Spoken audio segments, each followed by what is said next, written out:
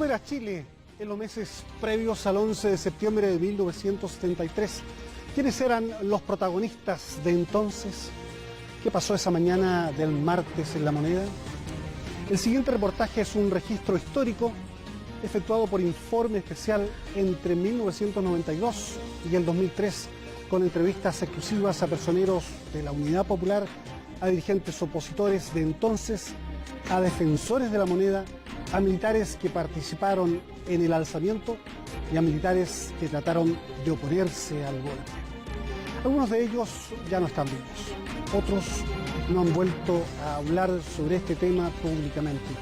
Sus testimonios son claves para entender lo que pasó en Chile hace 40 años. Esto es Informe Especial. Compañero Salvador Allende Gómez.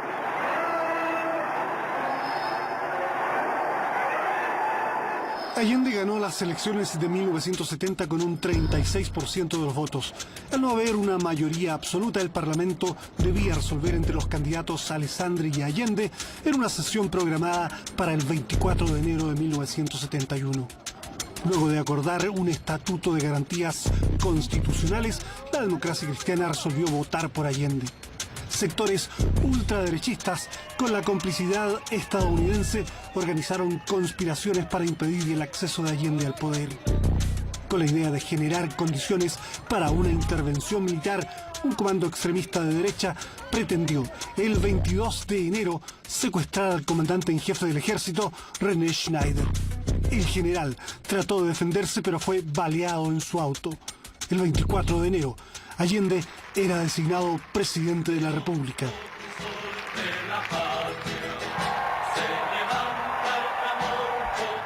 Al día siguiente, Schneider murió debido a la gravedad de sus heridas.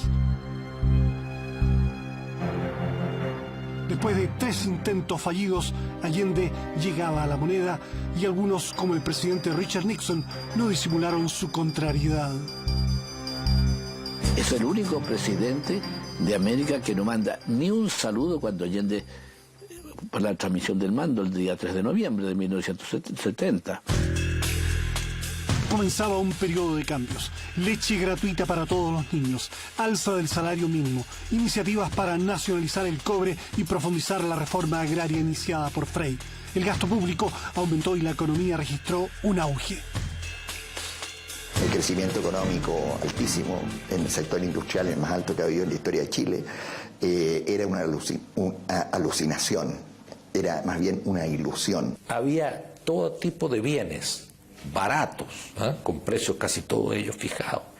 Entonces, desde el punto de vista de su satisfacción personal, estaba todo el mundo feliz.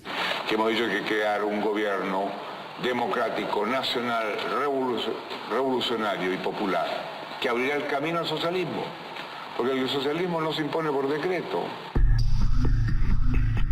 Se iniciaron las estatizaciones de industrias, campos y bancos. La democracia cristiana acusó violaciones al Estatuto de Garantías suscrito con Allende. Grandes y medianas empresas privadas estaban en la mira gubernamental. La izquierda mira a la propiedad privada como la bestia negra, como la causa de todos los males de la sociedad chilena. En la oposición se denunciaba que el gobierno marchaba hacia la conquista del poder total. La izquierda más radical acusaba al gobierno justamente de lo contrario y no avanzar en la revolución. En la Unidad Popular no hay ningún partido hegemónico, pero están presentes 2 partidos de la clase obrera, partidos revolucionarios, partidos marxistas, y por último, compañero, el presidente de la República es un socialista. La exuberancia económica del primer año de la UP dio paso a problemas de abastecimiento. Fue desempolvado un viejo decreto que permitía al gobierno intervenir en empresas. La oposición denunció los resquicios legales y los empresarios se prepararon para resistir. Orlando Sáenz fue elegido presidente de la Sociedad de Fomento Fabril. Tenía 35 años cuando le quitaron su maestranza. Y el gobierno, a través de un decreto de paralización, puso un interventor y nos fuimos, los socios nos fuimos para la casa. La Unidad Popular triunfó en las elecciones municipales del 71 con más del 50% de los votos. El camino al socialismo parecía más despejado y aumentaban las aprensiones de la oposición. Me sigue pareciendo un grave error del presidente Allende es la frase de marzo del 71, no soy presidente de todos los chilenos, soy presidente de la Unidad Popular. Utilizar un triunfo en la elección municipal para, sobre esa base, avanzar hacia el establecimiento de una dictadura del proletariado. El 8 de julio de 1971, un comando de extrema izquierda asesina al ex vicepresidente de la República, Edmundo Pérez Sujovic, uno de los hombres más cercanos al expresidente Eduardo Frei Montalva y a quien se responsabilizaba de excesos policiales. El exministro iba en el auto con su hija. El tipo se bajó con una ametralladora ya a punto de disparar, se puso al lado de papá y le disparó a escasos centímetros varias ráfagas de ametralladora y gritando algo contra él que no me acuerdo exactamente qué era. Denuncio ante el pueblo de mi patria que este odioso crimen representa una deliberada provocación destinada a alterar la marcha institucional de nuestro país. Le planteo al presidente que nosotros no teníamos confianza en el director de investigación. Y lo curioso, que nunca se me ha olvidado, es que antes que el presidente me contestara y antes que el director de investigaciones ahí presente protestara, habló el general Pinochet. Y el general Pinochet dijo que el ejército tenía confianza en el servicio de investigaciones y que era el servicio de investigaciones el que debía realizar esa tarea. Uno de los pocos momentos de unidad nacional se produjo cuando todos los partidos aprobaron la nacionalización de la gran minería del cobre, desatando las iras del mayor enemigo externo de la Unidad Popular, Richard Nixon. Shelley, of course, is interested in obtaining loans from international organizations where we have a vote. And I indicated that wherever we had a vote, where Chile was involved, that unless there were strong considerations on the other side, that we would vote against them. Este país no será base de ningún país, solo base de Chile para los chilenos. Ni base norteamericana ni base soviética. Estados Unidos bloqueó la venta de cobre y la economía chilena tambaleó como había prometido Nixon. La inflación aumentó, las divisas se escasearon y la crisis económica se hizo galopante mientras proseguían las tomas de industrias. Hoy procede a hacerlo en relación con los monopolios textiles privados, que procurará incorporar en forma rápida al área de propiedad social.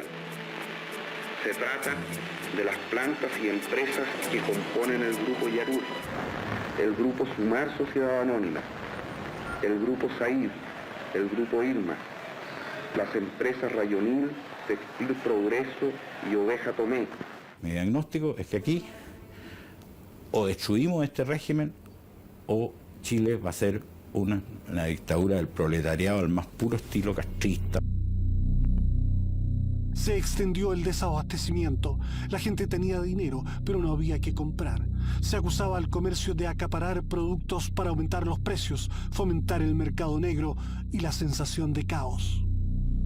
Nos empezamos a descapitalizar, porque a nosotros se nos obligaba a vender de acuerdo al precio de factura comprado, al anterior, aunque ya hubiese adquirido el mismo producto a precios nuevos.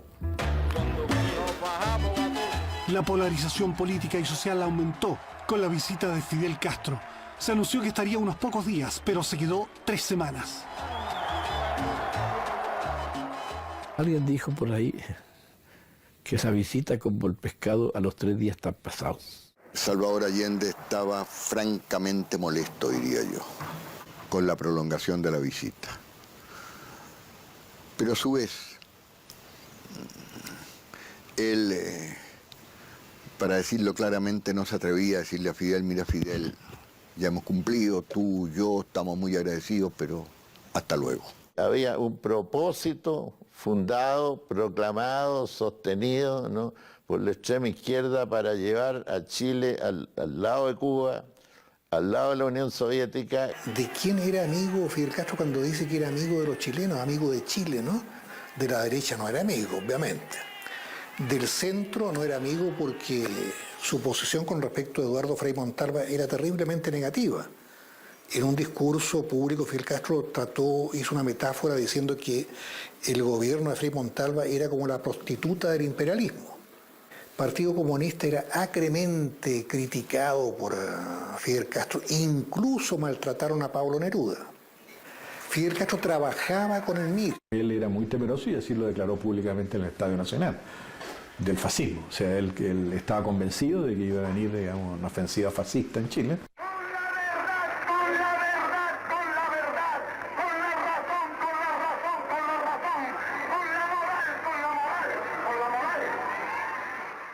Siempre, en todas las reuniones le pedíamos armas y siempre nos decía lo mismo. Hablen con Allende, si Allende autoriza, nosotros le facilitamos armas. Fidel dejó armas para el GAP, la guardia privada del presidente, pero según Andrés Pascal, Allende nunca autorizó envíos para el MIR. El mandatario estaba más preocupado de las agónicas arcas fiscales.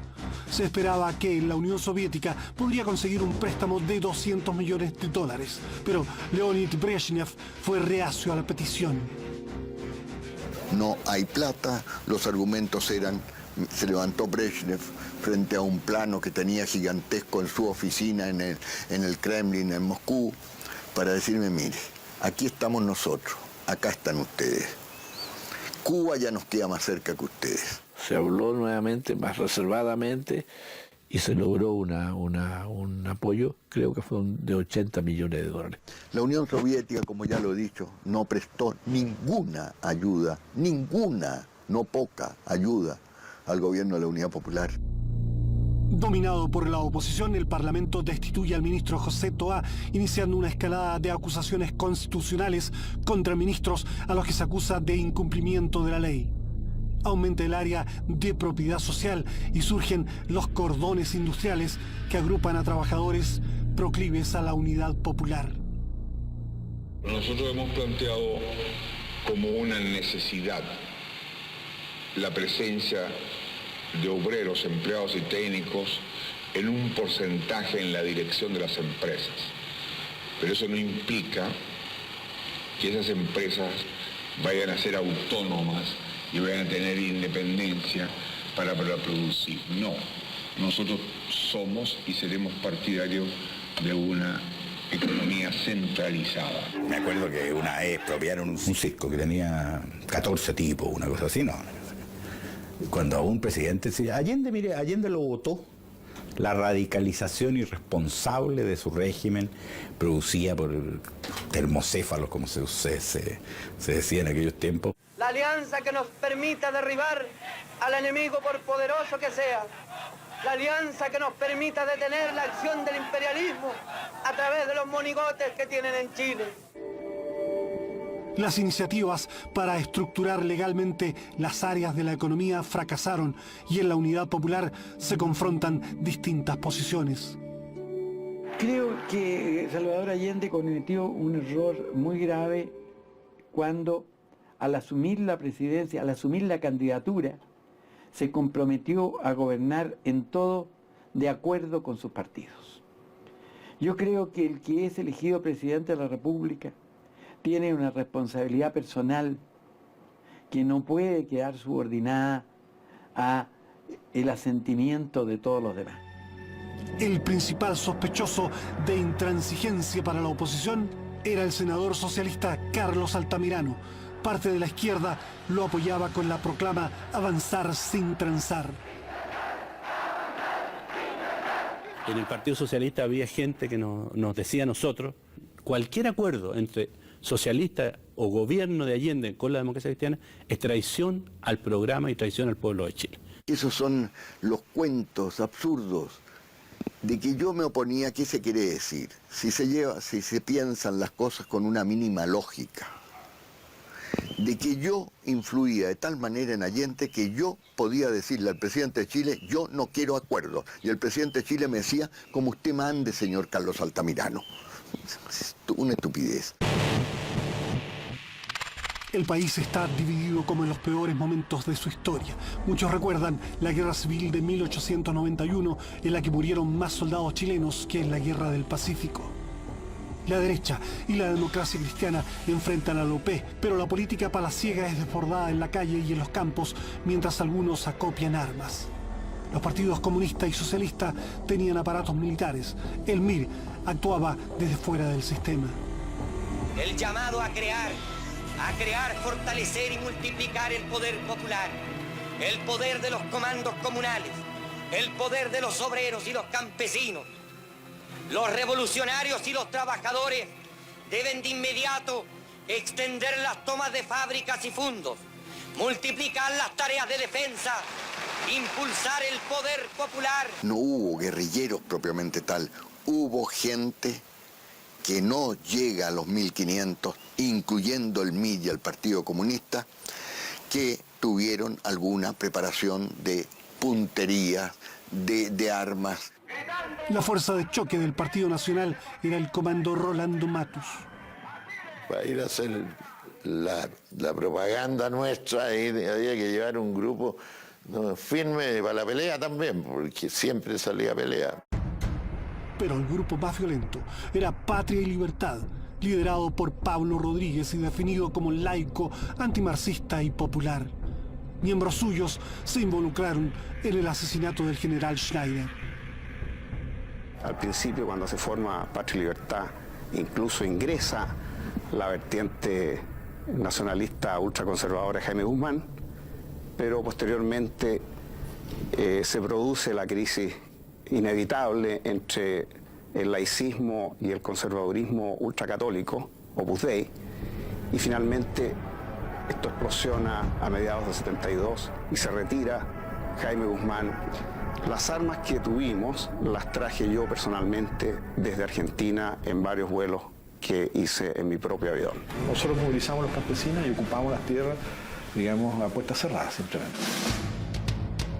A las acciones revolucionarias del MIR se suman actos de sabotaje de Patria y Libertad, que operaba con casi 1000 paramilitares. La Central de Inteligencia Norteamericana, CIA, canaliza millones de dólares para ayudar a los partidos de oposición, a los principales diarios opositores y a los gremios movilizados contra Allende.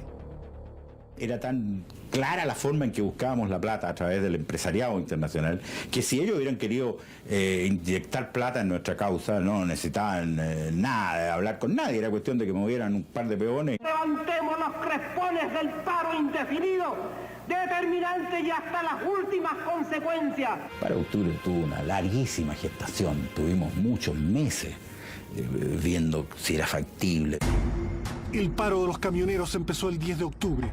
Los gremios estaban dispuestos a jugarse al todo por el todo. El régimen de Allende no cayó el 11 de septiembre del 73. El régimen de Allende terminó en octubre del 72. Al paro se sumó la oposición, la extrema derecha y grupos radicalizados de las Fuerzas Armadas también estaban actuando. A mí me contacta un sector de la Armada y nos pide que participemos, dirigidos por ellos, con los materiales que ellos nos proveían, en apoyar el corte de suministro eléctrico, energía, transporte, ferrocarril. O sea, una campaña planificada de sabotaje. No era un hombre de izquierda ni cercano a Allende, pero Prats no quería eludir esa responsabilidad a pesar de sus dudas. Entonces así que antes de asumir, por ejemplo, hubo reunión de los generales y todos convinieron en que le correspondía hacer eso. Había sido un gran amigo del general Schneider. Compartía la convicción que las Fuerzas Armadas deben ante todo respetar el orden institucional.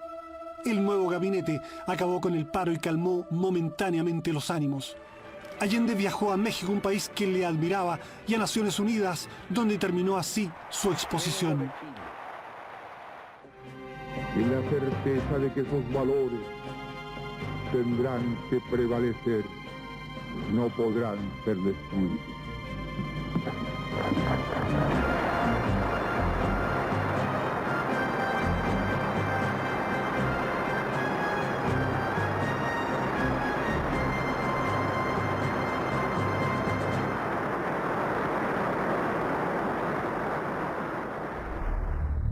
La oposición apoyó el cambio que les daba garantías para las elecciones de marzo, pero algunos oficiales ya pensaban en un cambio mayor y para ello se conectaron con economistas opositores.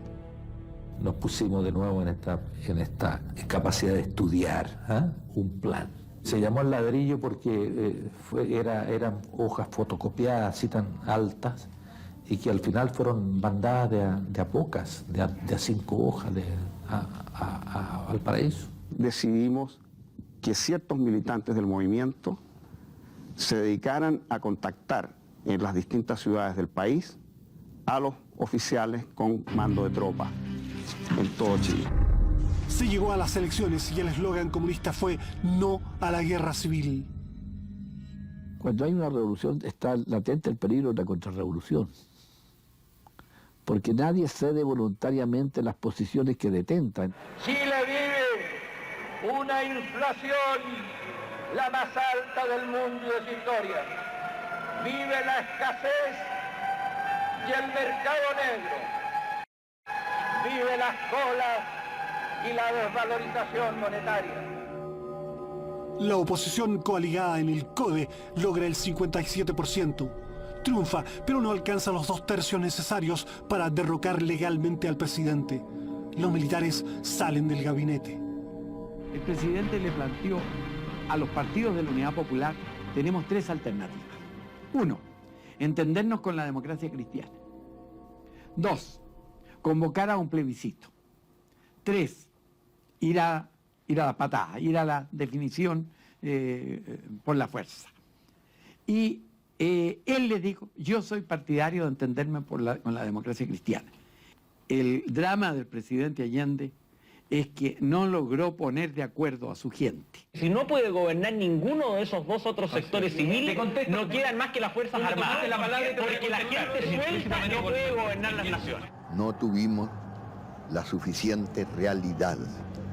Léase Salvador Allende, Carlos Altamirano, Luis Corbalán, y sigue y continúa la lista de dirigentes que también tenían influencia. No tuvimos el realismo suficiente para decir lo más que se puede hacer en Chile es un reformismo muy moderado a la manera de un Eduardo Frei. Prolifera el mercado negro y la escasez. Los mineros del Teniente van a la huelga y Allende mantiene el optimismo. Nunca lo vi taciturno, nunca lo vi paralizado. Yo miraba y decía, este caballero, ¿cómo maneja esta situación? ¿Cómo duerme? ¿Cómo funciona? Los contactos míos a nivel capitanes de navío y posteriormente almirantes comenzaron por ahí por marzo, abril del 73 y fueron las primeras veces que yo tuve contactos personales con ellos. Eso ya era definitivamente... Aquí había que iniciar un montaje de un golpe de Estado. El 29 de junio se produce el tanquetazo. Blindados rodean la Moneda y soldados avanzan sobre el viejo palacio. Un oficial dispara a un camarógrafo que registra su propio asesinato a una cuadra de la sede de gobierno.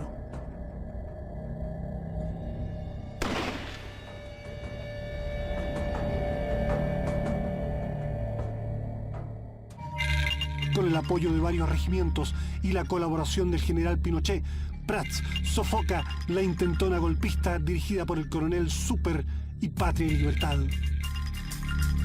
Es aplastado entonces por los mandos, las cúpulas militares que estaban en el plan maestro del golpe, el golpe digitado por el gran empresariado de Chile, por Estados Unidos y por la derecha. Para ellos nuestro intento de golpe casi al principio les molesta, pero después les sirve porque eso de qué reacción tiene, qué capacidad de reacción tiene la Unidad Popular frente al golpe definitivo. Y se ve entonces que la Unidad Popular no tenía capacidad de respuesta militar ante un golpe de Estado. La Iglesia veía con preocupación la crispación política. Aunque mantuvo respetuosas relaciones con el gobierno marxista, rechazó la propuesta sobre la Escuela Nacional Unificada que afectaba un área católica prioritaria. El progresista cardenal Raúl Silva Enríquez señaló que llegó el momento de desarmar los espíritus y las manos. Allende llamó entonces a dialogar a Patricio Aylwin. Y anuncio que la directiva ha decidido aceptar la invitación del presidente y que yo iré mañana a las 11 de la mañana a hablar con el presidente de la República. Y ahí se produce una gran rechifla. Una gran rechifla. Pero nosotros estábamos preparados. Conocíamos que el ánimo de la gente no estaba para negociaciones. Decía, no, si esto no va para más. Y entonces teníamos apostados a la juventud, a Gute, a Caco Latorre, a Ricardo Almazar, en distintos lugares, y esa gente empieza a aplaudirse. Con entusiasmo, y sí, y al grito, Juventud Chilena adelante, en fin. Y tiene que ir presidente. Y entonces yo, insisto, la determinación mía y del partido, de la directiva, es que voy a ir. Yo sentía que había una enorme responsabilidad. Y por eso yo creía que no podíamos dejar de hacerlo. Se produjeron 3, 4 reuniones de dirigentes de la Unidad Popular a las cuales yo no asistí expresamente para que no se dijera que era mi presencia la que obstaculizaba ese acuerdo. Yo proponía que el gobierno promulgara la reforma de las áreas de la economía, que el gobierno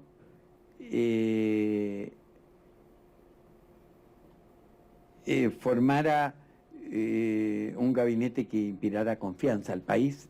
¿Con gente de la ADC? No discutimos nombre, sino que contemplara la posibilidad de un gobierno que diera confianza al país. Allende le pide a su amigo Gabriel Valdés que fuera un operador externo. Todos los demás dijeron muy bien. Todos los ministros. Todos los ministros. Si quieren, si Salvador quiere el gabinete, estamos todos dispuestos a renunciar. Llama por teléfono, sale Briones, ministro del Interior, y vuelve demudado y se han matado al comandante, edecán del presidente. El comandante Arturo Araya fue baleado en la puerta de su casa por extremistas de derecha. El asesinato enrareció aún más el ambiente político, complicó las negociaciones con la DC y afectó al presidente. Era muy amigo del comandante Araya. Allende le diría que lloró cuando asesinan al comandante Araya. En agosto, Aylwin da por fracasadas las conversaciones mientras Allende llama nuevamente al gabinete a los militares. El mandatario quiere seguir dialogando y pide al cardenal Silva Enríquez que los invite a él y a Aylwin a comer. La prensa habló de la última cena. Me dijo, tú que de aquí Dios quiera que algo salga, quiero que tú estés presente, de modo que no se filtre las conversaciones, que tú tomes del personal de la casa la comida y la sirvas, pero que te sientes con nosotros para que seas testigo de fe. Yo llegué a las 9, pero el presidente Allende llegó a las 11 de la noche. Se disculpó porque estábamos en plena huelga del transporte y él había tenido un desacuerdo con el ministro de Transporte, que era el general Ruiz, y llegó diciendo que traía la renuncia del general Ruiz y la mostró como un signo de victoria. Lo que yo le dije, presidente, no esté contento por esto. No, recuerdo que le dije, no va por ahí la cosa. Porque el retiro del general Ruiz significó que asumía la comandancia en jefe de la Fuerza Aérea, el general Lee, que era mucho más peligroso que el general Ruiz.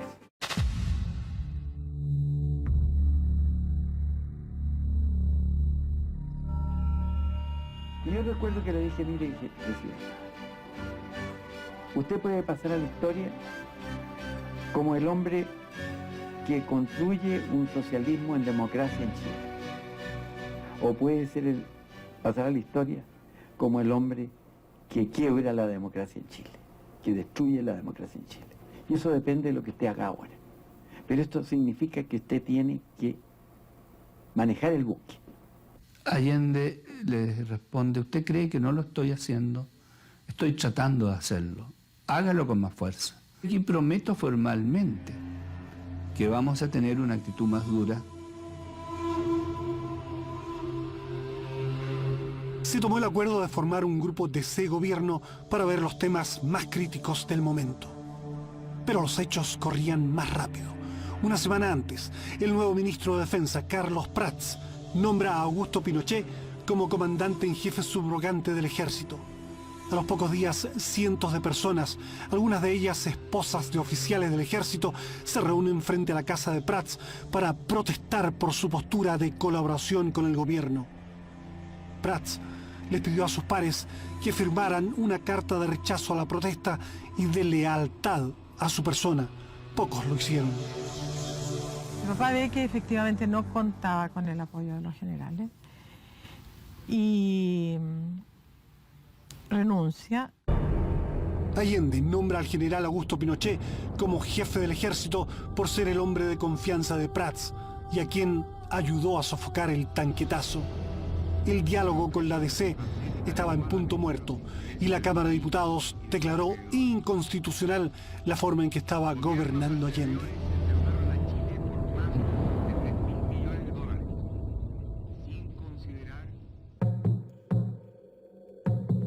Las simpatías a favor y en contra del gobierno están divididas en las Fuerzas Armadas. Un creciente sentimiento anti-UP choca con la voluntad de algunos uniformados partidarios del gobierno. Otros mantienen una estudiada reserva de sus opiniones. No hay que meterse mucho, esa es mi experiencia.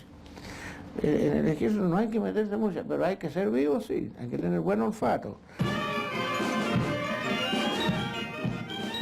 Más del 80% en que categóricamente decían que había que hacer desaparecer el gobierno de la Unidad Popular, completa.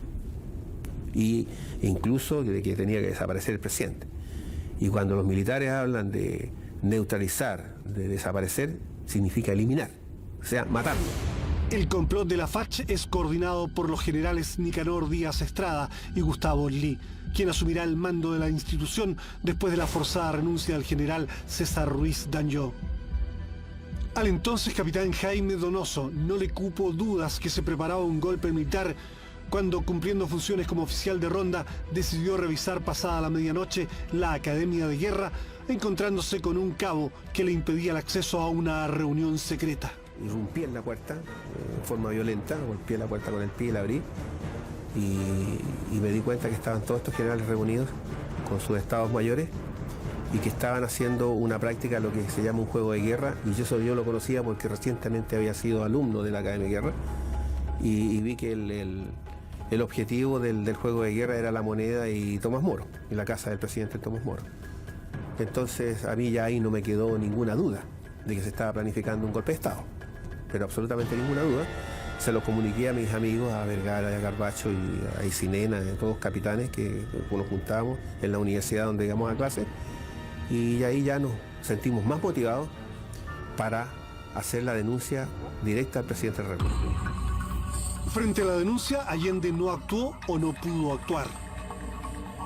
Más preocupante parecía ser la llama del descontento naval. Habían unos letreros que llamaban a la subversión de la gente, que se pegaban en las calles, etc.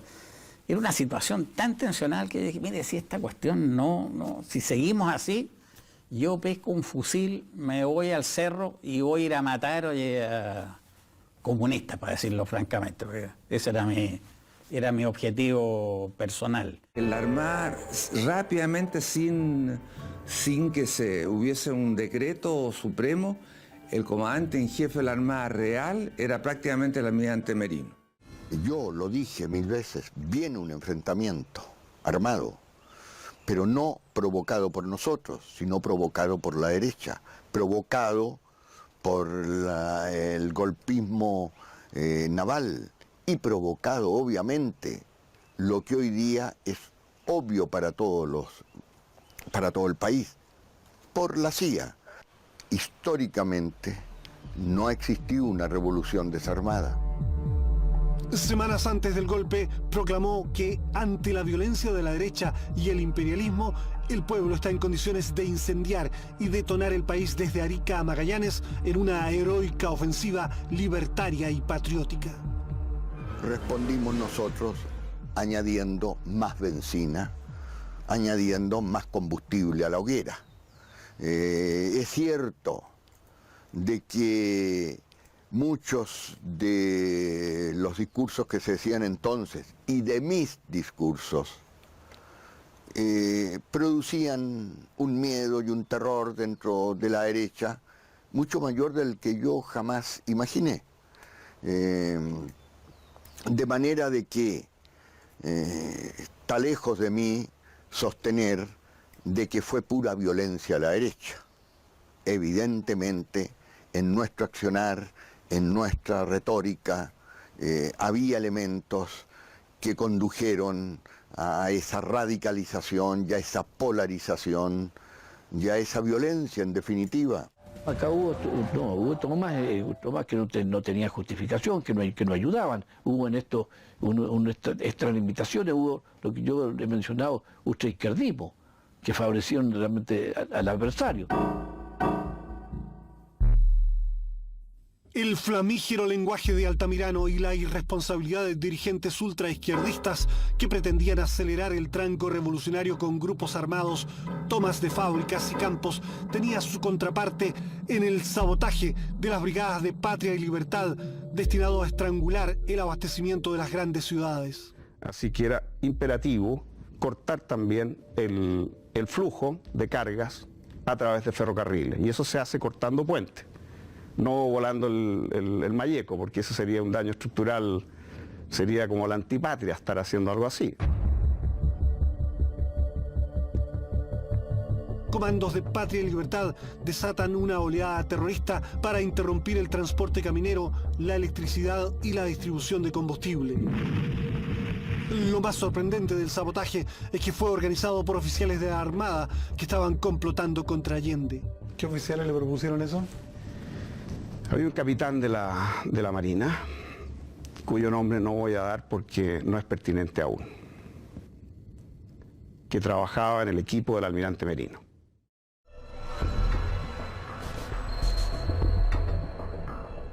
Al comenzar septiembre, el paro de los camioneros atormenta al gobierno y resulta difícil hacerlos fracasar, porque los transportistas son financiados con fondos de la CIA y de empresas extranjeras canalizados por Orlando Sáenz y la Sofofa. La producción industrial y agropecuaria se desploma. La ineficiencia, la politización y la indisciplina laboral causan estragos en las empresas estatizadas. La situación de Chile se torna angustiosa.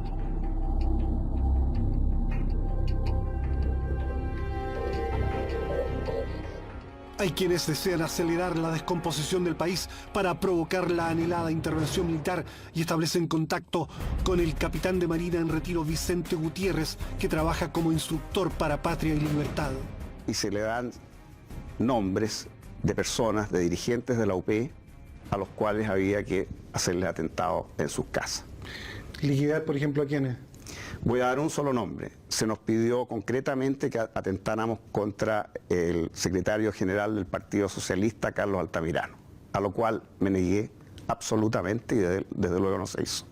En una ocasión, estando comiendo en mi casa, Jorge Arrate, que en ese entonces era ministro, no recuerdo de qué ya, de repente sentimos una balacera, salimos, bueno, el auto del ministro había sido atravesado de lado a lado por 4 o 5 impactos de bala. todo este terrorismo que se empieza a generar espontáneo, porque indudablemente hay una cantidad de atentados y de situaciones de violencia que no corresponden a directrices del movimiento Patria y Libertad.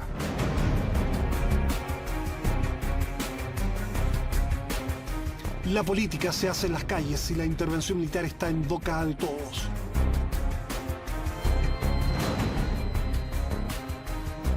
Allende expresaba públicamente su confianza en las Fuerzas Armadas.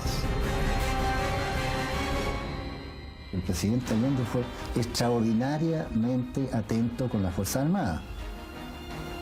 Yo le digo que en 3 años, o en casi 3 años, solamente eliminó 2 generales de la Fuerza Aérea. Circunstancia que periodos posteriores salieron 16, 18 de una sola vez. Fue la lealtad ejemplar de las Fuerzas Armadas de mi patria, fuerzas profesionales, respetuosas de la voluntad popular, la que aplastaron a la insolencia imperialista y a la propia reacción chilena. Frente a los militares, Allende prohibió, digamos, que se trabajara una labor de inteligencia hacia los militares, básicamente porque, digamos, temía una provocación. El mandatario diseña diferentes estrategias para desarticular el golpe. Una opción rechazada es nombrar ministros a los demócratas cristianos Fernando Castillo Velasco y a Domingo Santamaría. No estaban dispuestos a tenderle una salvavidas a este gobierno, que no tenían mayor razón.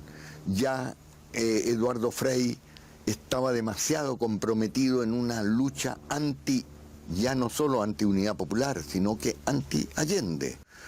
El Partido Comunista fue partidario de entenderse con nosotros. El Partido Radical fue partidario de entenderse con nosotros. El Partido Socialista dijo que por ningún motivo. El MAPU por ningún motivo. El MIR por ningún motivo. Allende no obtuvo del Partido Socialista de ese momento el apoyo político que necesitaba. Un gobernante habría debido cortar por lo sano y escoger él el camino que hubiera creído más adecuado. ¿Usted responsabiliza a la democracia cristiana que no se haya llegado a un acuerdo? Sí. ¿La piedra en el camino aquí parecía ser Altamirano y el Partido Socialista? Fundamentalmente Altamirano y la corriente predominante en el Partido Socialista, unida al MIR, unida al MAPU, que mantenían posiciones también irreductibles. ¿Ellos serían, a su juicio, los principales responsables de lo que pasó en Chile?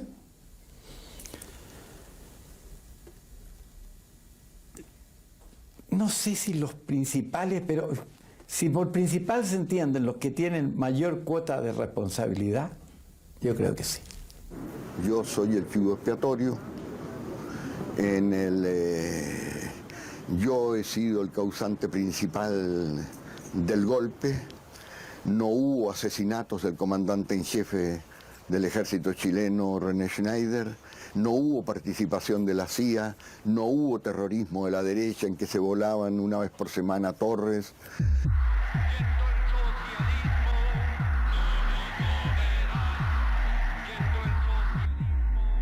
Sectores izquierdistas están convencidos que hay que prepararse para lo que denominan ofensiva fascista y patronal. Yo no tuve noticias en cuanto a una fecha fija en que se iba a producir la intervención militar, digamos, o el pronunciamiento, o el golpe, como quiera llamarse, ¿no? Pero sabía que tenía que venir. La derecha lo que quería era echar a Allende, y nosotros no estuvimos nunca en esa posición de echar a Allende, porque Allende era el presidente constitucional del país. Don Eduardo Frei pensaba que no había otro camino que el término del gobierno de Allende. No es que él estuviera fragando un golpe militar, él no tuvo ninguna intervención en ese sentido. Lo que sí yo le puedo decir categóricamente, que el Partido Demócrata Cristiano, cuando se produjo el golpe militar como una consecuencia irremediable y la única salida posible que tenía el país, como una necesidad del país para salir de ese estado de cosas, el Partido Demócrata Cristiano lo aceptó, el golpe. Pinochet aparecía como un hombre leal al presidente y solo se incorporó a la conjura recién el 7 de septiembre. El almirante Merino, quien ya dirige de hecho a la Armada, envía un emisario a Santiago informando la fecha del golpe y pidiendo las firmas de los otros comandantes en jefe. En la carta señala: Gustavo y Augusto, bajo mi palabra de honor, el día D será el 11 y la hora H6. Pinochet, quien aseguró haber planificado la operación para el 14 de septiembre, acepta la imperativa cronología de la Marina. En el último periodo Salvador Allende estaba muy tenso, muy preocupado de la situación. Yo recuerdo que tuvimos una conversación en La Moneda con él unos 10 días antes del golpe militar, una tarde, concurrimos los dos, Arturo Girón y yo, y nos preguntó, por ejemplo, si teníamos pasaportes. Dijimos, no, nosotros no sacamos pasaportes.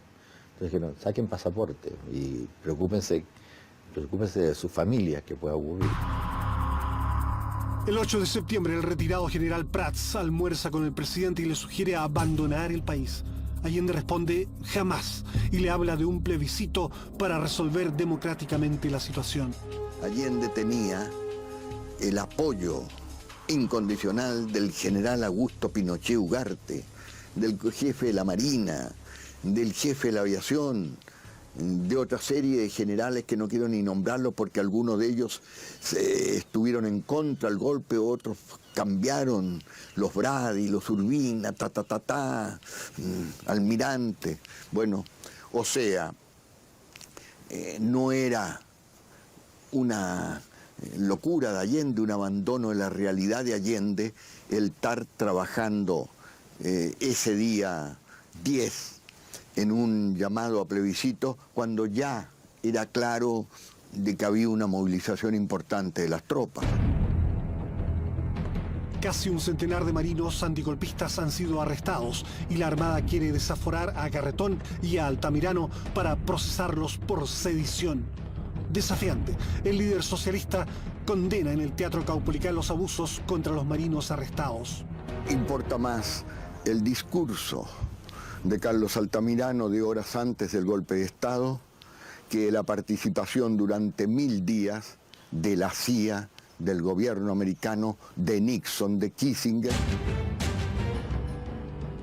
Elwin propone el 10 de septiembre que los diputados y senadores renuncien y se llame a elecciones generales. La propuesta llega tarde. Una corte de apelaciones verá el desafuero de Altamirano el día 11 de septiembre y es el pretexto de Pinochet para el acuartelamiento de tropas. Informa de esa decisión al ministro de Defensa, señalando que lo ha resuelto previendo incidentes. En la UP, con excepción de Altamirano, pocos dudan de la lealtad de Pinochet, quien hablaba diariamente con el mandatario. Yo tenía antecedentes que era un hombre muy doble, muy ambiguo, de que trabajaba siempre, había trabajado con unos y otros, de que era un hombre muy ignorante, de que dentro de los militares se habla de los generales cuarteleros, un título así, o sea, del que anda imponiendo orden, pero que no tiene ninguna capacidad intelectual, como era el caso de Schneider, como era el caso de Prat y como era el caso de muchos otros. Pinochet evidenció astucia y aparentemente pidió a Allende postergar el llamado a plebiscito para no retrasar el golpe. El ejército y las Fuerzas Armadas hasta el último momento apoyaron el gobierno. Algunos saben ya la fecha exacta del golpe, pero el presidente de Chile la ignora. Y en los diarios se anuncia que Allende concurrirá el martes 11 de septiembre a un encuentro por la vida en la Universidad Técnica del Estado. El 10 de septiembre, incorporado ya a la conjura, Pinochet traslada a su familia a un regimiento de los Andes, comandado por el coronel Cantu Arias, un oficial simpatizante de Allende. Almuerza con el general Lee y se reúne con oficiales para las últimas instrucciones. Dice haberles hecho jurar a cada uno de ellos ante una réplica del sable de Bernardo Higgins que todo lo tratado en esa reunión debe ser mantenido en secreto. No es efectivo, fíjese, eso no sé quién salió en un libro que tenía a ninguno, yo no recuerdo, jura. Lo que sí él nos pidió de que esto era secreto, que no podía salir, por ejemplo, la misión que me dio a mí. Desde el atentado contra el general Schneider, la UP se preparaba para enfrentar acciones violentas contra el régimen. El aparato de defensa, descontando el GAP, digamos, lo componían no más de 150 personas, 150 militantes. Nuestro armamento, digamos, tuvimos al final. Al principio era un armamento muy escaso, el que venía de antes, digamos, del ELN. Tuvimos armamento que nos llegó el año 73, que eran AK-47, es decir, Kalashnikov 47 de factura coreana, con 120 tiros. Creo que eran 5 los lanzacohetes RPG-7. Nosotros teníamos parque para un primer combate, ¿no? Las armas que estaban en Tomás Moro las había mandado Fidel.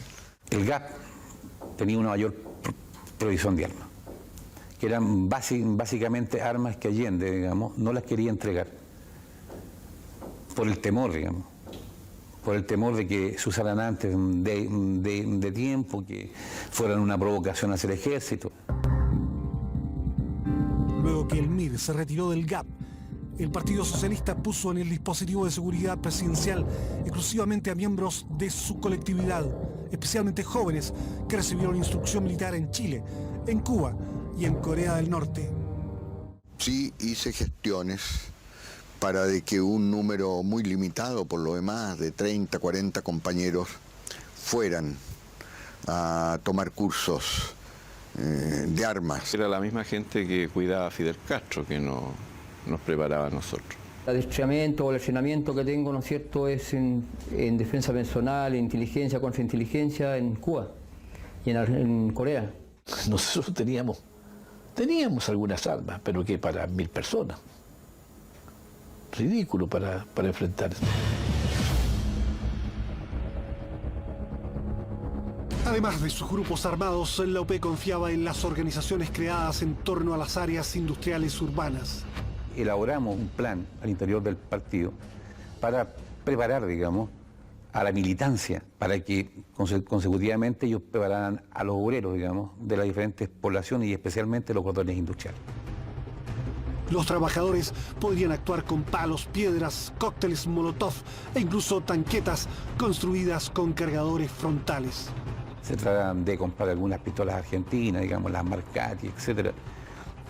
Armamento popular también se empezó a crear allí porque no teníamos una vía de obtención de armamento con mayor poder.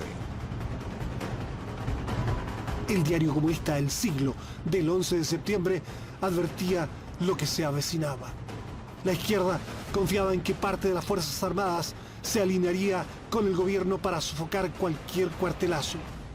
Él esperaba que una parte del ejército y fundamentalmente de carabineros estuviera al lado nuestro. Eran fundamentales los cordones industriales, la movilización del pueblo, la lucha de los estudiantes, pero contando con un sector significativo del mundo militar. El jefe socialista consideraba que en caso de un golpe, Allende no debía refugiarse en La Moneda. Algunos de sus correligionarios estimaban que debía buscar apoyo en las poblaciones y en los cordones industriales. Pero Altamirano pensaba que debía dirigirse a un regimiento leal al gobierno y allí organizar la resistencia a los facciosos. Porque ahí daba más tiempo para preparar una defensa, para que el pueblo saliera a las calles, para que, en fin. Los socialistas habían diseñado el llamado Plan Santiago, que consultaba anillos concéntricos de defensa en torno a La Moneda. Ante eso nos planteamos que debía haber una resistencia en la Moneda, fuerte, basada, digamos, esencialmente en lo que es la escolta y los dos edificios de alrededor, obras públicas, digamos, y a otro lado otro ministerio. La idea era tomarse con gente para tener, digamos, una resistencia que durara. La misión exactamente a mí tenía que establecer un cerco en torno a La Moneda, no a distancia inmediata. La Moneda no se tocaba, salvo orden superior, El ataque al Palacio de la Moneda incluía también una acción frontal de los blindados. El envolvimiento del cordón industrial de Vicuña Maquena estaría a cargo de la Escuela de Infantería. El WIN controlaría el norte de la capital y el Maipo neutralizaría el cordón Cerrillos y Maipú. Después de la medianoche, el Plan Silencio sacará del aire a varias emisoras izquierdistas santiaguinas, mientras equipos de civiles y militares preparan los bandos que serán propagados por una cadena radial en contacto directo con el Ministerio de Defensa. El general de Carabineros, Jorge Urrutia, informa telefónicamente del alzamiento en Valparaíso. Inmediatamente recibo la orden de parte del presidente de que sea despertado todo el dispositivo en forma verbal, no sonora, para no despertar sospecha en los alrededores. A las 5 de la mañana, los Hawker Hunter, armados con 4 cañones de 30 milímetros y cohetes Snev y Sura, son alistados en Concepción para una misión que provocará impacto mundial. A las 6 de la mañana, los desplazamientos castrenses son demasiado evidentes. La escuadra está en Valparaíso y los hombres de Merino ocupan instalaciones claves del puerto y localidades vecinas.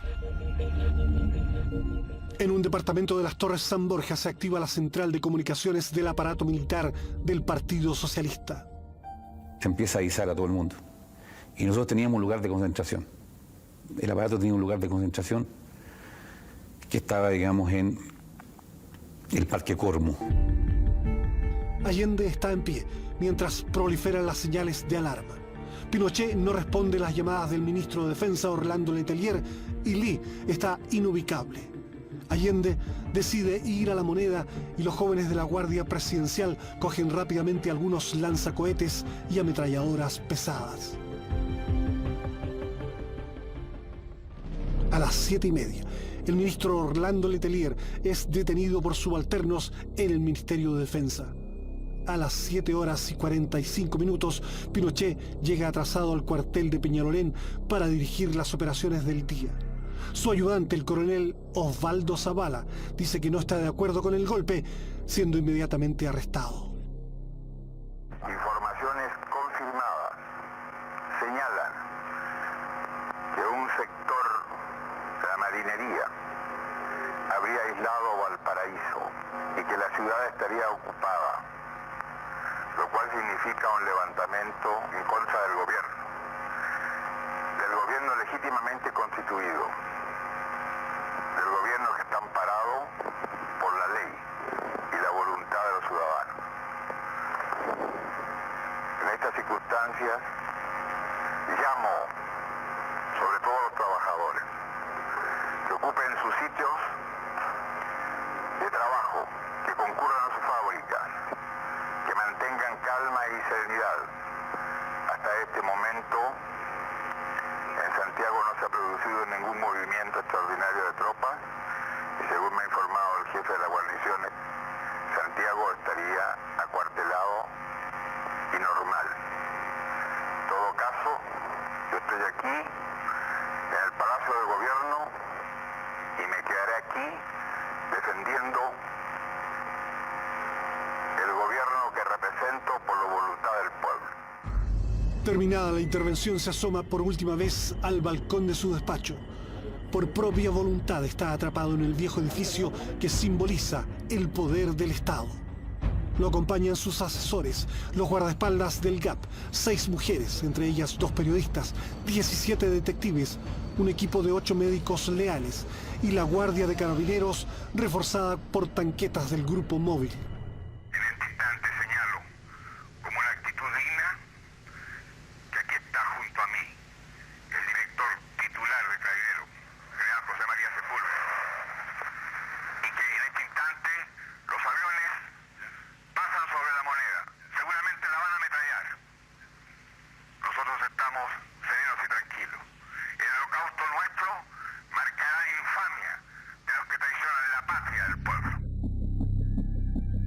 Los carabineros se preparan para la defensa y aquí se les ve transportando municiones a la Moneda. Pero en el edificio institucional Norambuena se ha instalado el general Arturo Giovane, quien privará de poder a los generales Sepúlveda Galindo y Urrutia leales al gobierno. Se ordena que 8 miembros del GAP se instalen en el Ministerio de Obras Públicas. Disponen de fusiles AK, una ametralladora .30 y un lanzacohetes. Y conformamos una escuadra en la defensa con una ametralladora 30 que era óptimo desde el tercer piso. El presidente Allende llama a su amigo español Víctor Pey y le pide que ubique al general Carlos Prats, a quien se le había proporcionado un departamento en prevención de atentados. Me preguntó por él, yo sabía dónde estaba. Me pidió que le llamase por teléfono. Yo traté de ubicar al general Prats por teléfono, pero él ya no contestó los teléfonos del departamento donde supuestamente tenía que estar. Vengo saliendo de La Moneda y el presidente está decidido a mantener el gobierno. Eso es lo que él dijo y no tiene ninguna vacilación al respecto. A las 8 de la mañana, fuerzas especiales de carabineros que responden a las órdenes del general Mendoza capturan la Intendencia de Santiago. Poco después se escucha al mayor Roberto Guillar leyendo la primera proclama de la Junta Militar. Las Fuerzas Armadas y Carabineros de Chile declaran, primero, que el señor presidente de la República debe proceder a la inmediata entrega de su alto cargo a las Fuerzas Armadas y Carabineros de Chile. Yo me impuse de que se había formado una junta de gobierno cerca de las 9 de la mañana. Los trabajadores de Chile pueden tener la seguridad que las conquistas económicas y sociales que han alcanzado hasta la fecha no sufrirán modificaciones en lo fundamental. Cuarto, la prensa, radiodifusora y canales de televisión adictos a la unidad popular deben suspender sus actividades informativas a partir de este instante. De lo contrario, recibirán castigo aéreo y terrestre. La prensa, radiodifusora y canales de televisión adictos a la unidad popular deben suspender sus actividades informativas a partir de este instante. De lo contrario, recibirán castigo aéreo y terrestre. En ese bando se insta a renunciar al presidente de la República. No lo haré. Notifico ante el país la actitud increíble de soldados que faltan a su palabra y a su compromiso. Hago presente mi decisión irrevocable de seguir defendiendo a Chile en su prestigio, en su tradición, en su norma jurídica, en su constitución. Señalo mi voluntad de resistir con lo que sea, a costa de mi vida, para que quede la lección que coloque ante la ignominia y la historia a los que tienen la fuerza y no la razón. Antes de que apareciera la declaración de la Junta, y cuando se sabía que venía un golpe, él mostró preocupación por el general Pinochet.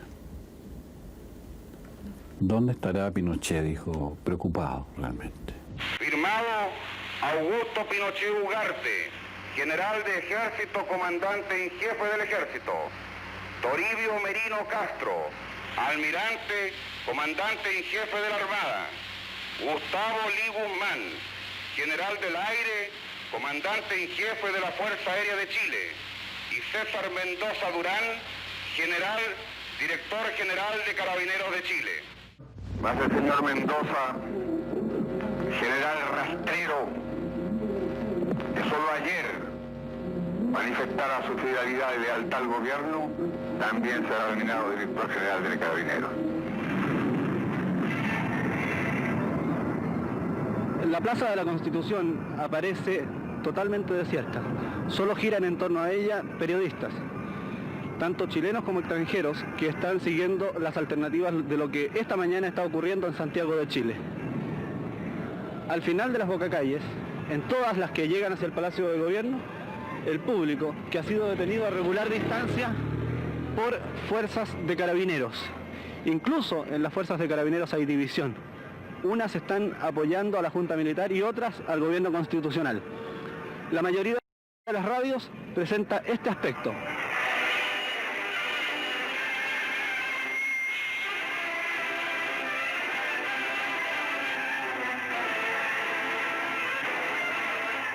bandas militares interpretando himnos en los cuales cada ciertos minutos se inserta la proclama inicial de los oficiales de las 3 ramas de las Fuerzas Armadas y Carabineros que encabezan el movimiento iniciado esta mañana, 11 de septiembre, en Santiago de Chile. Allende empezó a usar el casco que le regaló el comandante Arturo Araya durante el tanquetazo de junio y el Kalashnikov con la inscripción a Salvador de su compañero de armas Fidel Castro. La figura que tuve de Allende en ese momento es que era un hombre que se estaba preparando realmente para una gran batalla. Al edecán aéreo Roberto Sánchez se le encarga ofrecer un avión al presidente. Le digo yo todo esto, que las instrucciones que me habían dado, le digo al presidente, vámonos de Chile, yo lo voy a dejar, yo después vuelvo con el avión, esas son las instrucciones que tengo. Y él dice, comandante, vaya a decirle a su jefe de que yo de aquí a La Moneda no me rindo ni me muevo y me voy a matar.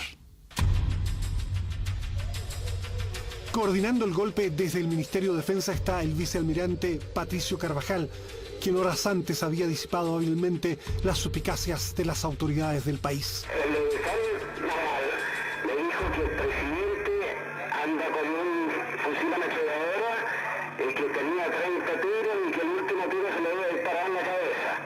Es el ánimo que estaba hasta hace unos minutos atrás. Esas son novelas, nomás te puedo no se dispara ni una batida de goma.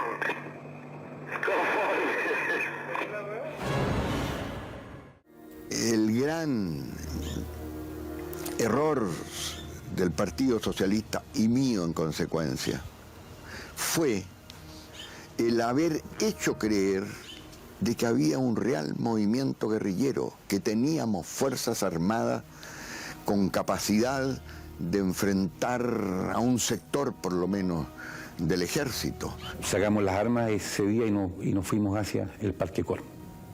Es decir, con una camioneta, digamos, llena de armas y un auto de escolta. Máximo teníamos unos 120 hombres. La comisión política, a las 10 de la mañana, da la orden de combate al partido. La orden de combate en defensa, digamos, de el gobierno popular, ya sabiendo a esas horas de que no había ninguna unidad militar al lado del proceso, sino que era enfrentarse con más de 100.000 hombres, digamos, a nivel de Chile. Decidimos en ese minuto entonces enviar a Hernán del Canto a La Moneda a conversar con Allende, porque todavía se podía circular por la Alameda. Yo escuché cuando él hablaba con un dirigente que al parecer le preguntó qué es lo que hacía, qué actitud tomar. Entonces el presidente le dijo, yo no sé lo que van a hacer ustedes, hagan lo que han predicado con tanto entusiasmo. Yo personalmente sé lo que yo tengo que hacer. El Palacio de la Moneda deberá ser evacuado antes de las 11 horas. De lo contrario, será atacado por la Fuerza Aérea de Chile. Los trabajadores deberán permanecer en sus sitios de trabajo, quedándoles terminantemente prohibido abandonarlos. En caso de que así lo hicieren, serán atacados por fuerzas de tierra y aire. En La Moneda se vive una vorágine de rumores. La defensa se redujo a cuestiones espontáneas después de repartirnos los sectores y ponernos en las ventanas y todo para un eventual asalto. Ubicar las ametralladoras grandes en la sala de consejo apuntando a la puerta principal. Pero todo así, como se llama ahora, artesanal. Tenemos que resistir, tenemos que quedarnos aquí mientras llegue la ayuda, mientras llegue, no sé, pues los obreros, la gente. Nunca pensamos que estábamos solos. Había surgido una hipótesis de que Allende podría haber salido a través del Ministerio de Obras Públicas y por ahí evadir el bombardeo. Pero Allende esa idea la rechazó tajantemente. Él dijo que el lugar de los presidentes era La Moneda y él se quedaba ahí. Yo tuve una conversación donde se planteaba golpearlo, que tú sacarlo aturdido, esa es la verdad.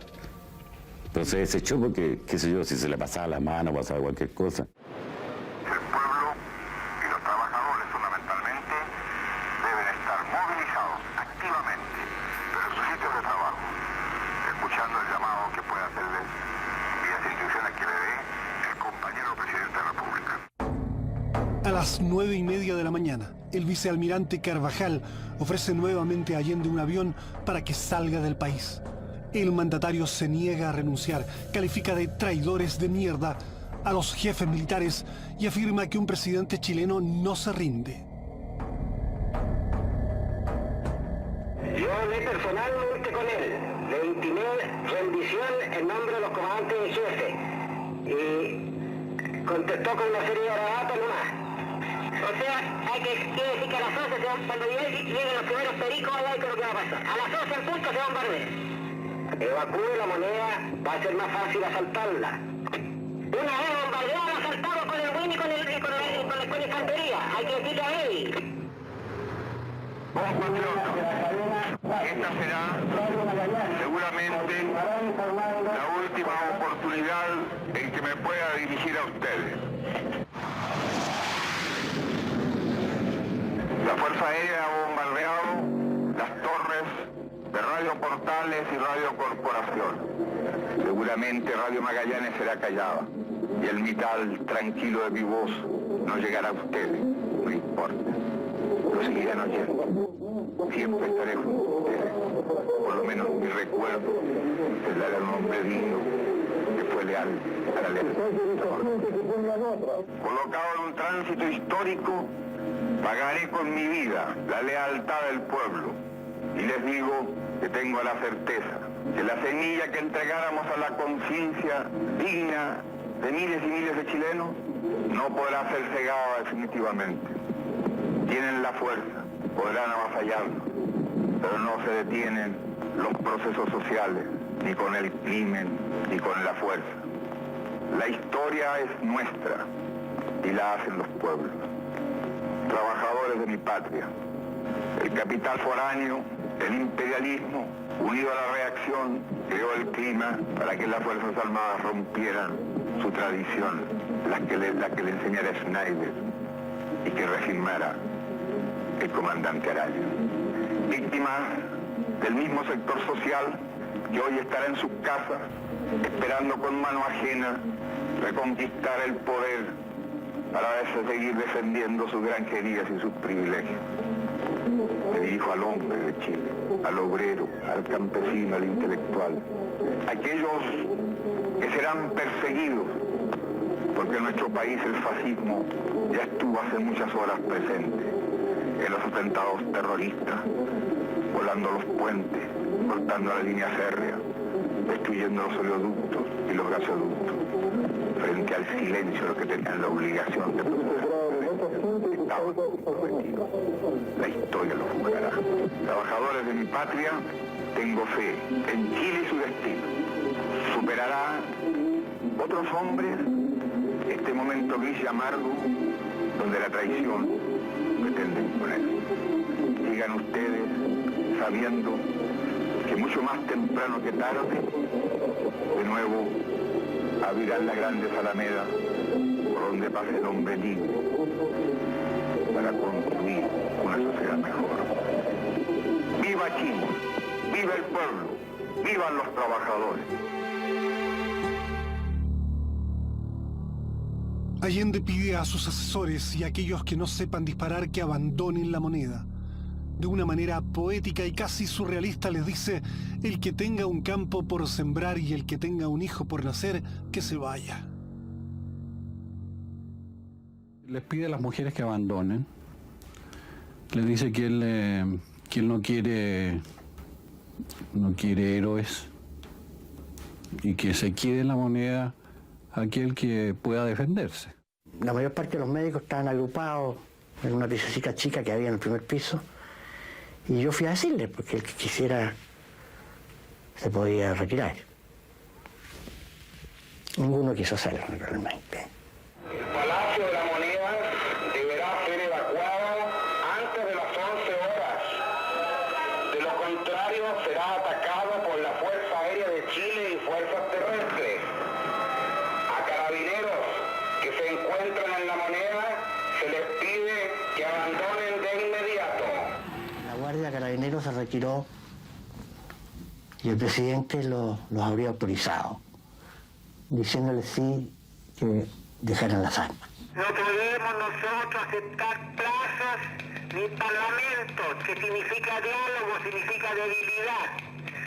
Todo ese montón de jetones que hay ahí, el señor Tobá, el otro señor Almeida, todos estos mugrientos que estaban echando a perder el país, debe pescarlos presos y el avión que tienes dispuesto tú, arriba y sin ropa con lo que tienen para afuera. José Tobá, ¿quién le dice que esperen un momento para convencer al presidente? Negativo. 5 para las 10 de la mañana. Y aparecen frente al Palacio de Gobierno fuerzas blindadas. El 29 de junio también había uno de estos vehículos frente a La Moneda. Ahora son 1, 2, 3 y están tomando ubicación frente al Palacio de La Moneda. Sus ametralladoras apuntan en dirección al palacio.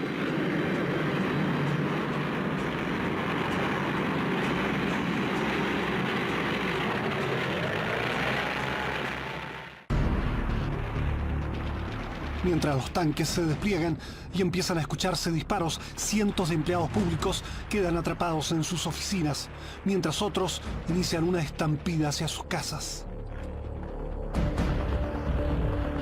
Me acaban de informar de que habría intención de parlamentar. Rendición incondicional, no de parlamentar. Rendición incondicional. Bien, conforme.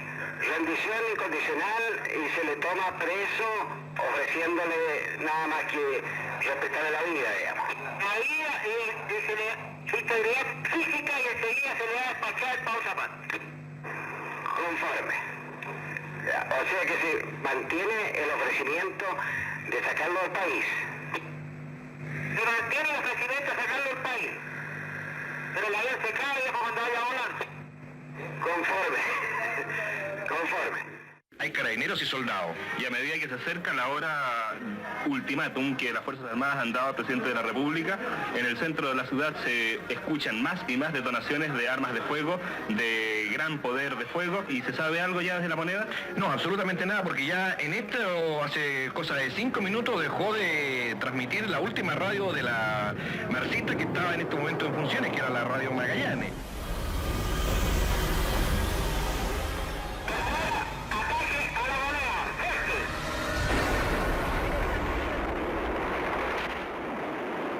Ametralladoras del tanque. Chico, ven. Ven aquí.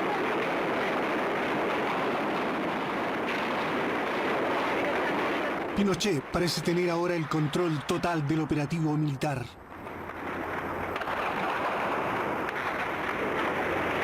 Podrá aplicar la ley marcial a cada persona que se le sorprenda con armas o explosivos. Va a ser fusilado de inmediato, sin esperar juicio sumario ni sumario.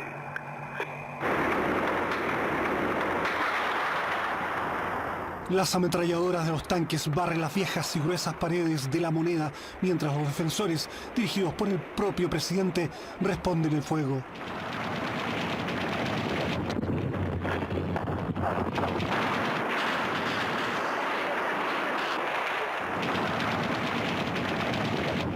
No teníamos cómo contrarrestar el ataque. Nos llevaron al rato una pieza, la única pieza que había así como bajo el subterráneo, porque empezó inmediatamente el ataque de tanques, de infantería.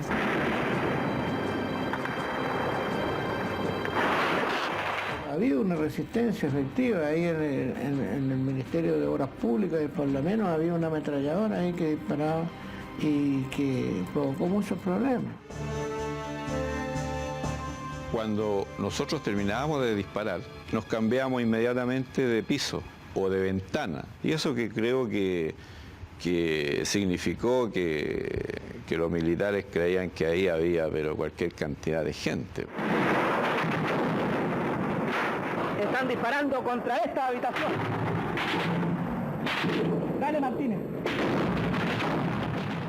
Habitación 1321 del Hotel Carrera. Trabajábamos con el colega uruguayo, Luis Oneto. Las fuerzas militares, al ver las cámaras de televisión, dispararon también contra este departamento. Hay impactos en el techo. Somos 4 periodistas los que estamos en el interior del departamento, nadie está herido.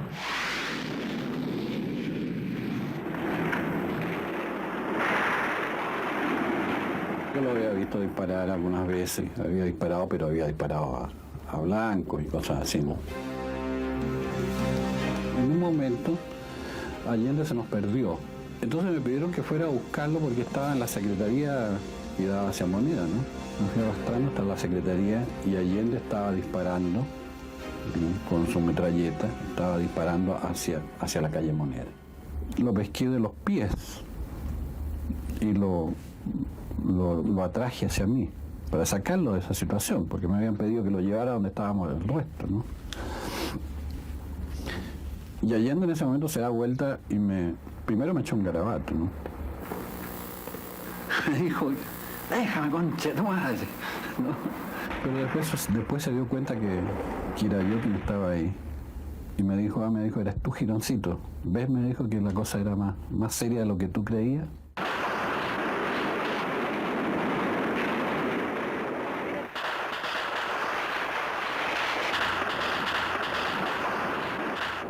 Los tanques dispararon 79 cañonazos contra la Moneda, abriendo forados en su recia arquitectura dieciochesca.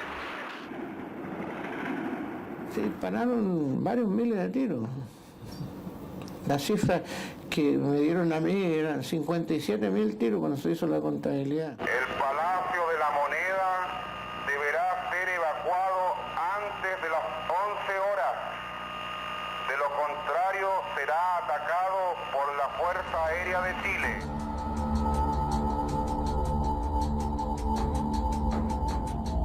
El general Lee ha resuelto bombardear la Moneda para acabar con la resistencia y los cazabombarderos vuelven a despegar desde Concepción.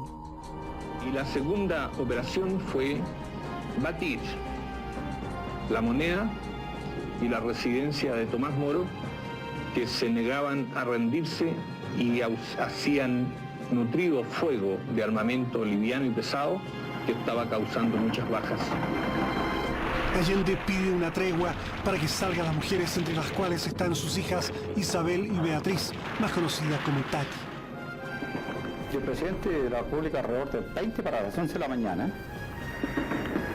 me llamó para pedir una prórroga en el ataque para hacer salir a las mujeres que habían en la Moneda. Y hasta ese último minuto me dijo, Verónica, tienes la obligación de salvarte, tienes que contar lo que ha sucedido hoy acá. Después de rogarnos, explicarnos, al final dijo, yo les exijo, dijo, tienen que irse. Y ahí fue Beatriz, mi hermana, la primera que reaccionó, dijo, bueno. Buenos días, aquí General Lee, cambio. Mi general, en este momento sale del Ministerio un jeep a la Moneda a retirar 6 mujeres. Será cuestión de 3 minutos para que aguante el ataque, cambio. Déjense de labores dilatorias y de mujeres y de jeep, yo voy a atacar de inmediato, cambio y terminado. Todo suave.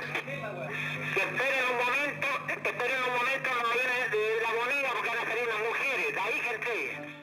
Cuando salimos era un silencio, pero un silencio impresionante. Y lo que se veía era, por supuesto, militares que se alejaban, carabineros que se estaban alejando y corrían. Pero los aviones todavía no pueden atacar porque deben reabastecerse de combustible. Yo no partí porque yo había decidido quedarme hasta el final al lado del presidente. Después en el patio me abrazó y supo y me dijo que sabía que yo me las arreglaría de alguna manera para desobedecerle. No es que haya desobedecido, no oí cuando las hizo salir la última vez. Con un retraso de 50 minutos, los aviones inician sus embestidas contra la Moneda. Se ha resuelto no usar bombas, sino cohetes Sura y P-3. Precisamente en este instante el fuego se intensifica, como culminando el ataque que ha debido... Y de repente sentimos los aviones y ahí sentimos el silbido de las bombas nosotros.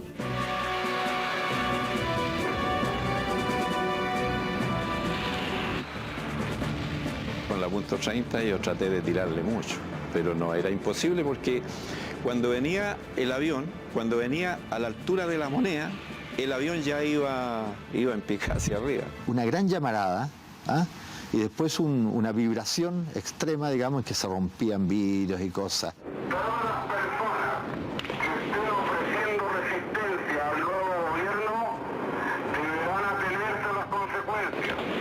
La situación adentro era ya intolerable, irrespirable, insoportable. O sea, solamente el instinto de conservación te permitía, digamos, buscar la alternativa para poder seguir respirando. Una de las cosas más terribles para mí fue ver cuando empezó a incendiarse la bandera.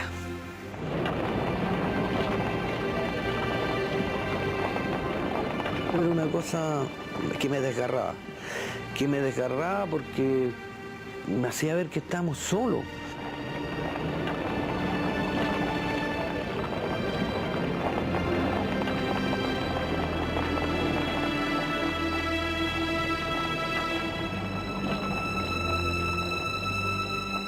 La bandera se quemó completamente. El pabellón nacional que ondeaba en lo alto del Palacio de Gobierno de Chile, del Palacio de Gobierno de Santiago, fue consumida por las llamas. La Moneda, por lo que podemos apreciar de aquí, todavía no se rinde, a pesar de todo el daño que se ha causado en su interior.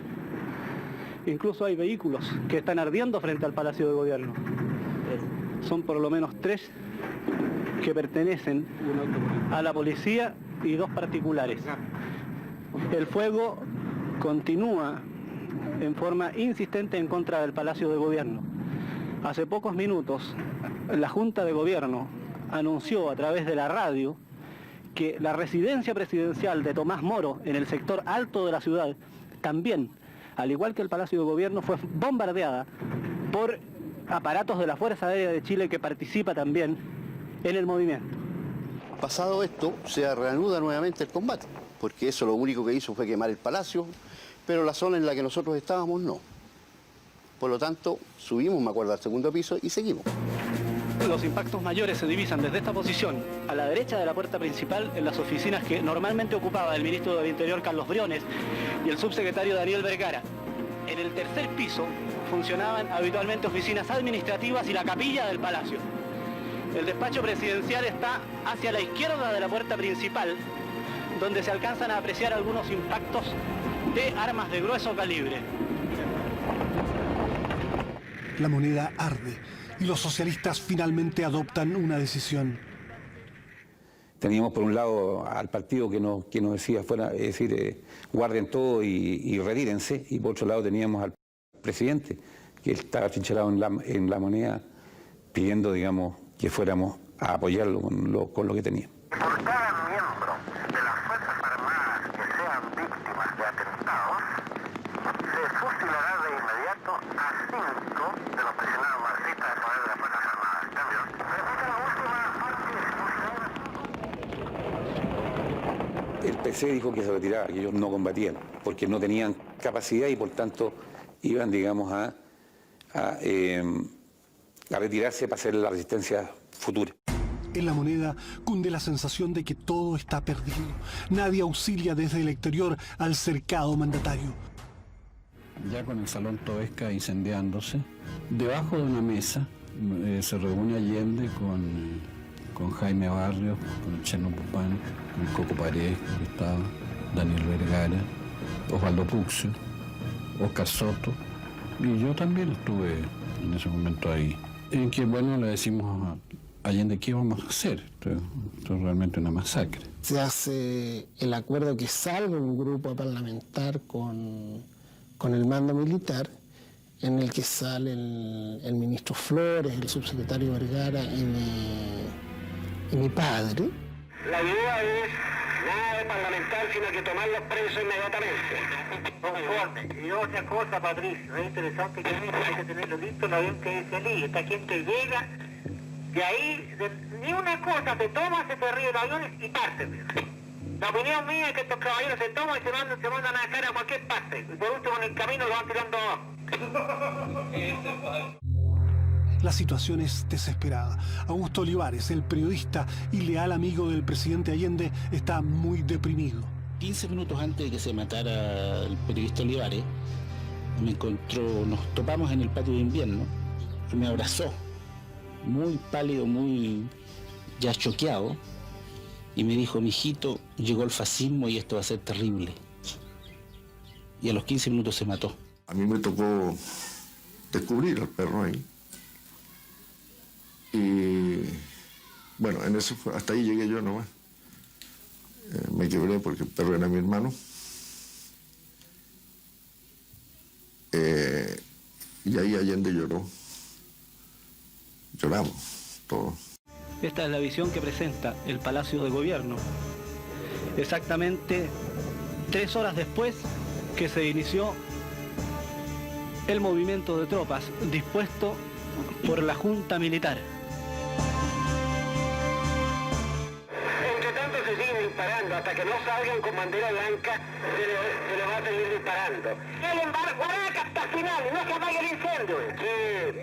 Sí, porque ya las tropas están por entrar a La Moneda, así que en todo caso van a ser hechos prisioneros dentro de poco. La calle ha quedado totalmente desolada frente a todo este tremendo ruido que hacen los disparos de tanques, de tanquetas, de aviones, de armas cortas que están desde todos los lugares. La calle ha quedado totalmente desolada frente a todo este tremendo ruido que hacen los disparos de tanques, de tanquetas, de aviones, de armas cortas que están desde todos los lugares. En esos momentos sonó uno de los citófonos, un citófono que quedaba en un pasillo en el segundo piso. Me llamaba el prefecto inspector René Carrasco. Me dijo que le comunicara al presidente que todo estaba perdido, que no había reacción favorable al gobierno, que prácticamente los militares dominaban toda la situación y que le explicara que lo mejor era rendirse. Recibí la orden de avanzar con mis tropas y de ocupar La Moneda. En un momento determinado, Allende se acercó a la mayoría del grupo y nos dijo que nos íbamos a rendir. ¿Y Allende cómo salió? No ha salido, pero lo que dice Flores es que quiere obtener unas condiciones decorosas para la entrega de Allende. No hay ninguna condición decorosa, pues puta que se imaginaba, viejo. Seguro que le decíamos respetarle la vida y todavía hacemos mucho. Tenía sus decisiones de no caer preso tomadas con anticipación. Lo iban a denigrar, lo iban a vejar personalmente. Allende era una persona muy orgullosa él era muy sensible a las cosas, y eso no lo iba a tolerar. Yo creo que eso lo había definido bastante tiempo antes. Y Allende dice, bueno, nos rendimos. Una bandera blanca, dice. Un colega encontró un palo de escoba con la cual se hizo una bandera de rendición con el delantal que yo me saqué. Yo boto mi arma y trato de bajar hacia la puerta de Morandé 80 y sacar un delantal con un palo quemado, sacar una bandera blanca. Abro la puerta, recibe varios impactos y yo pienso entre mí, no seré yo el que se va a rendir primero. Yo quiero por lo menos salir vivo, así que voy a salir al final. Los jóvenes del GAP siguen disparando desde obras públicas y solo dejan de hacerlo cuando observan salir una fila de personas desde el palacio. Aparecen violentamente una serie de compañeros nuestros que son sacados a patadas, a culatazos, medio que los paran, los ponen contra la pared y empiezan a rastrillar el arma para matarlos ahí. Ahí nosotros les disparamos a esa gente. Nosotros estábamos ahí, frente los tenemos de espalda. Disparamos todos altos porque estaban nuestros compañeros ahí.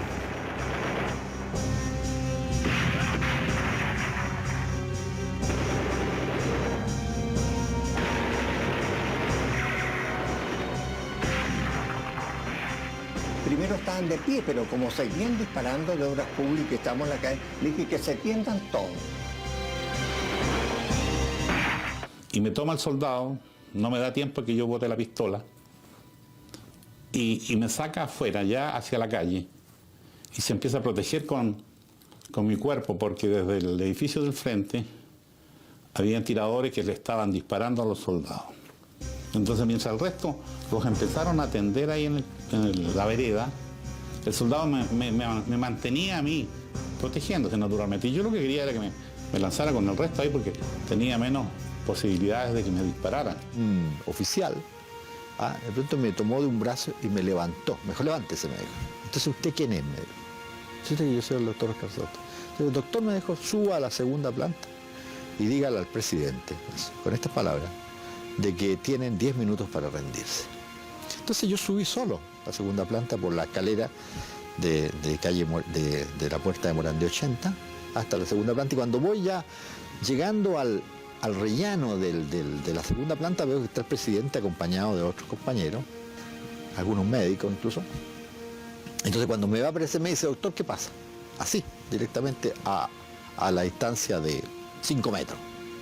Yo soy el presidente, los militares han tomado ya la primera planta y dan 10 minutos para rendirse.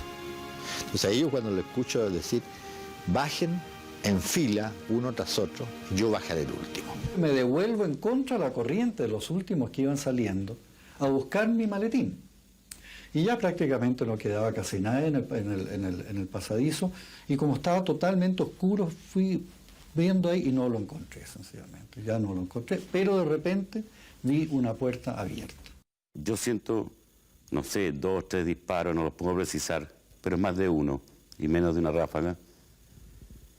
Pero antes de sentirlo escucho, Allende no se rinde, milico, con algunos adjetivos. Allende estaba sentado frente a mí, ¿no es cierto? O sea, debajo de las ventanas, en buenas cuentas de la...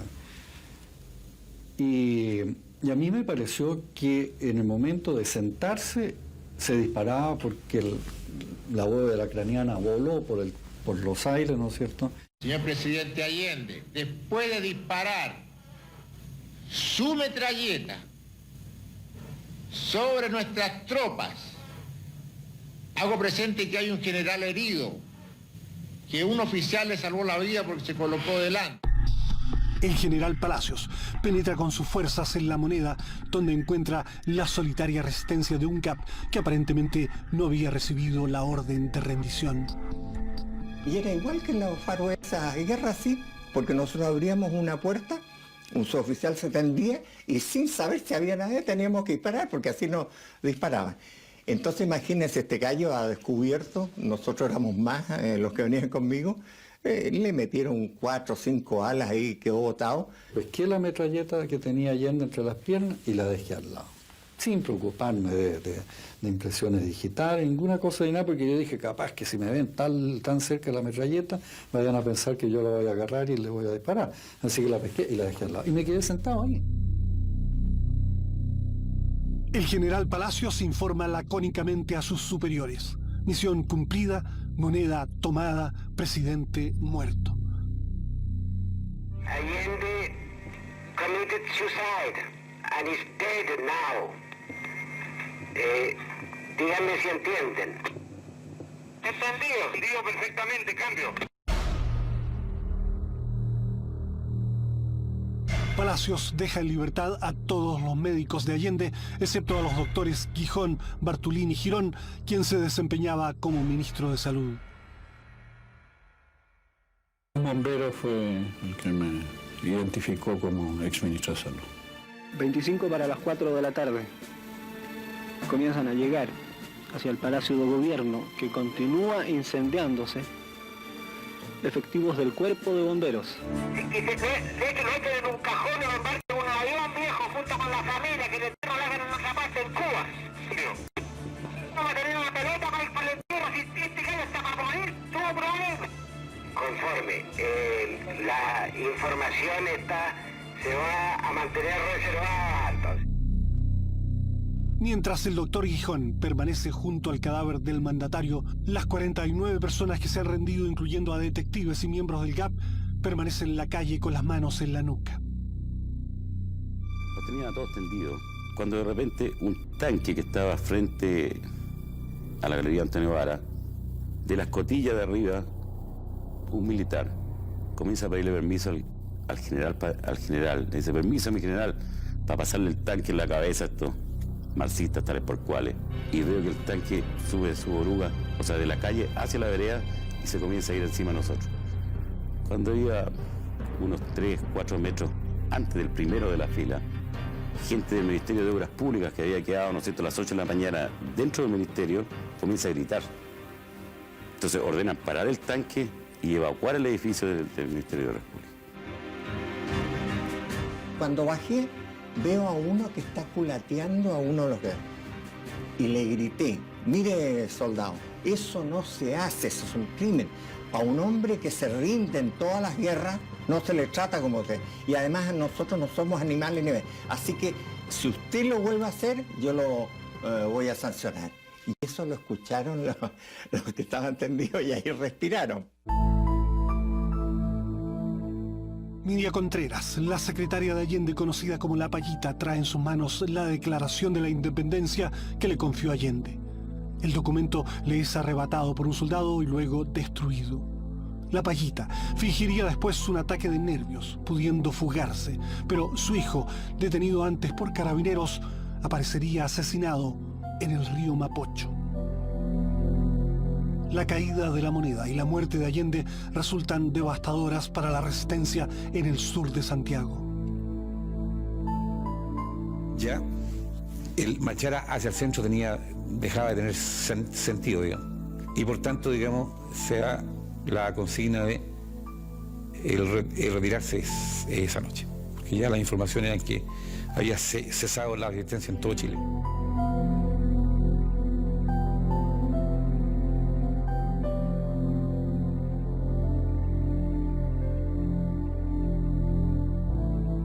Colocado en un tránsito histórico, pagaré con mi vida la lealtad del pueblo. Es conveniente que nos consideremos que se puede tener dos caminos. Un camino que lo enterremos aquí de forma secreta y el otro que lo echemos a enterrar a Cuba.